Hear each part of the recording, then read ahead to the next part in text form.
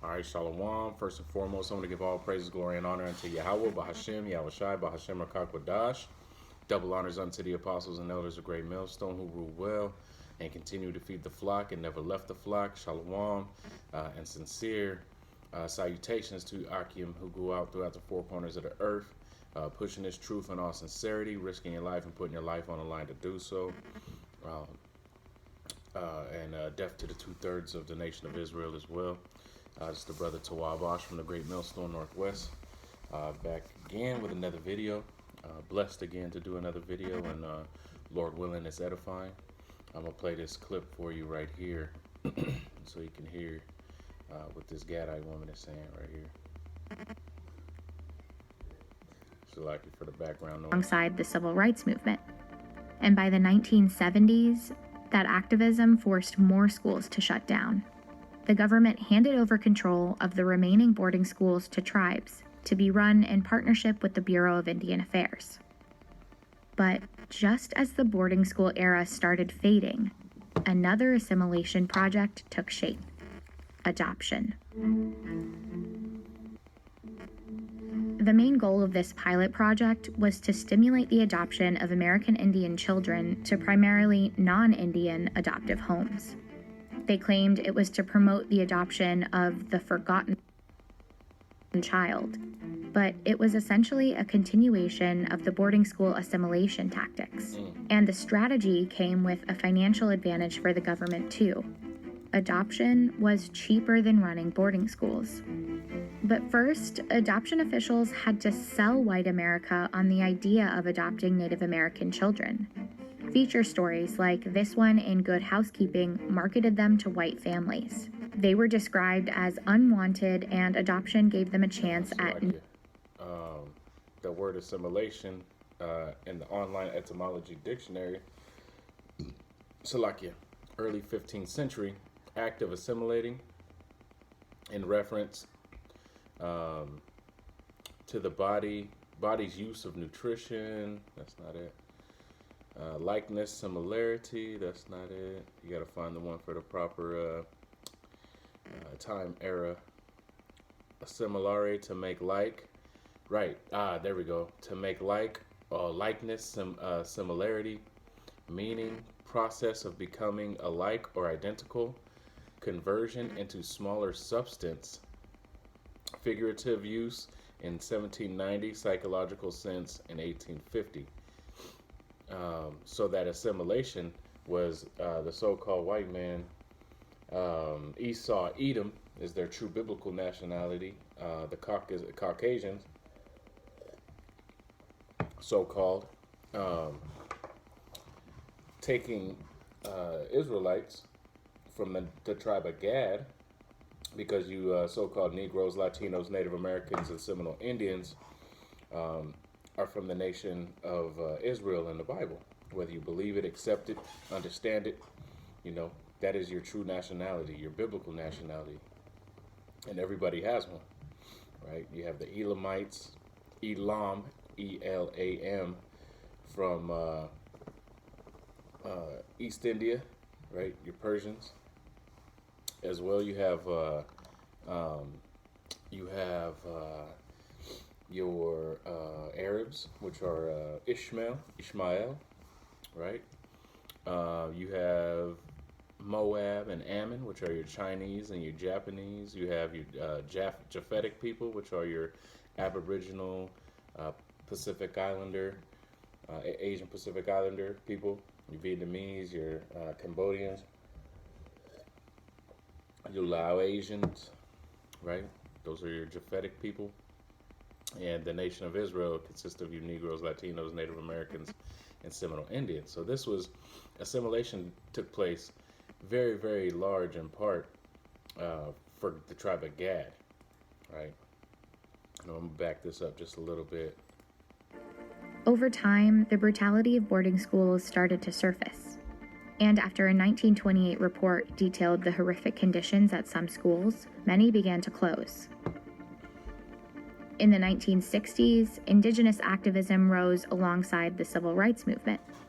And by the 1970s, that activism forced more schools to shut down. the government handed over control of the remaining boarding So schools part of to what tribes. this did is it took Jake away from their heritage. This always happens, man. You get to speaking, scriptures start popping up. Everything you thought you was finna read, you might not even get to because the spirit moved like the wind.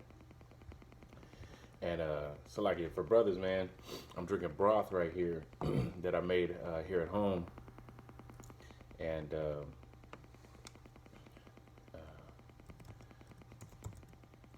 so like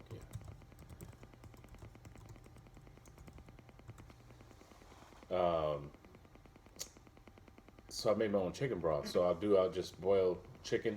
I do mine for about 3 to 4 hours, real low, just to where it just bubbles. You get all the nutrients out of the bone. You know, that's more what I want to get is the nutrients out of the bone. You know, the difference between a broth and a brine. Brine goes a little bit longer because you want all of the nutrients from that animal. And then I'll take all my vegetables. I get the carrot with the full stalk at the end, the celery with the full stalk at the end, garlic, you know, all the essentials, man. And then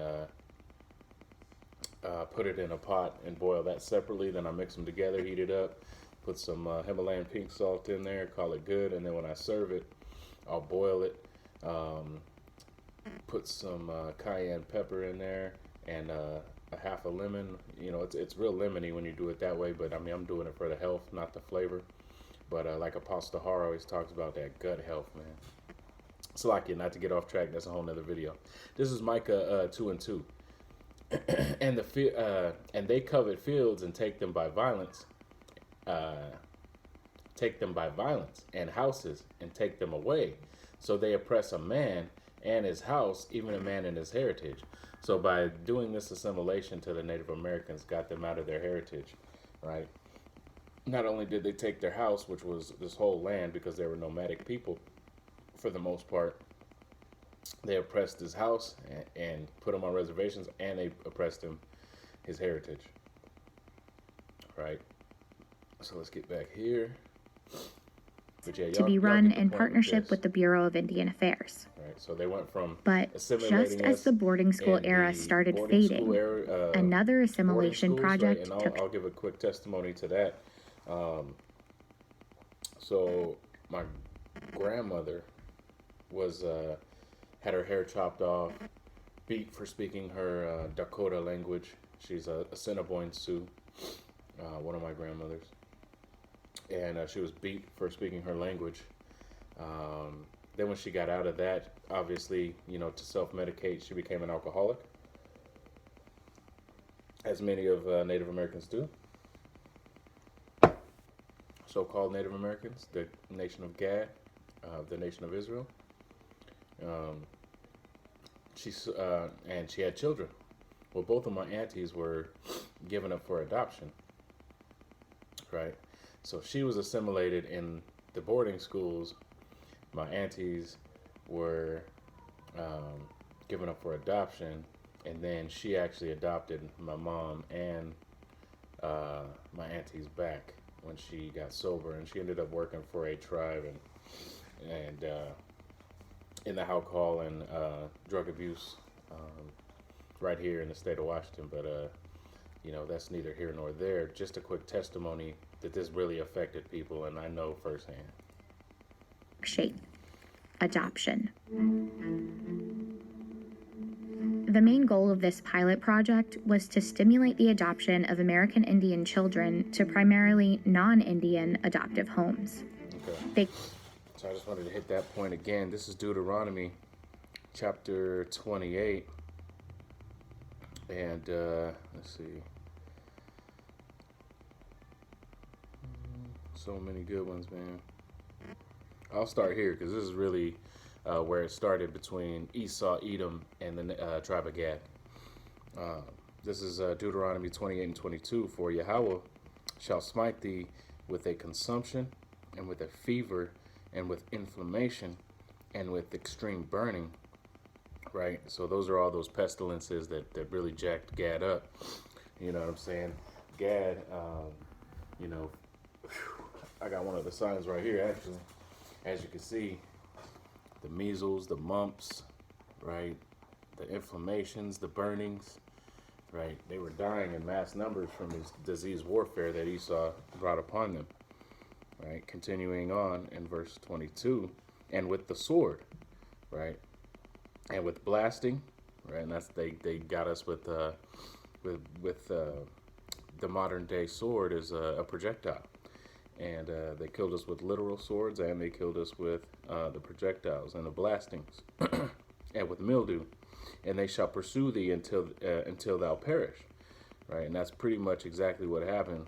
Now we perished as a people, but we aren't completely wiped out, because the Lord's had to keep 144,000 men at least. Right, and then jumping down,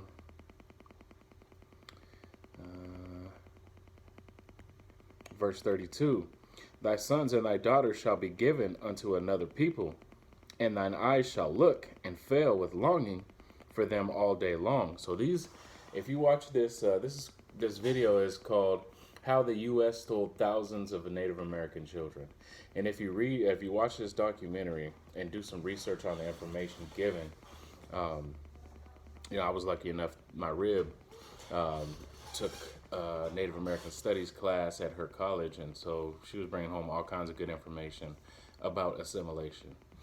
So I've done a ton of research on it, and I still have a bunch of research that she did in her classes. But you know what I'm saying? This was a big thing, and this is part of the curses that we're under for not obeying the Lord, right? And failing for them and longing for them all day long. They actually came and would pursue these women before they even had their children. Are you sure you don't want to give Bobby up for adoption? Are you sure? You know what I'm saying? Before they were even born, they was trying to get these children, right? They made it a big deal in their magazines and their literature. You know what I'm saying? They try to put it out there as if it was a good thing, right? And there shall be no might in thy hand, because we were not able to we weren't able to bounce back from that. You know what I'm saying? There's no might in the Israelites' hand right now. Our might comes from our power, which is Yahweh, Ba'ashem Yahushai, the Most High, who the world ignorantly calls God. And I said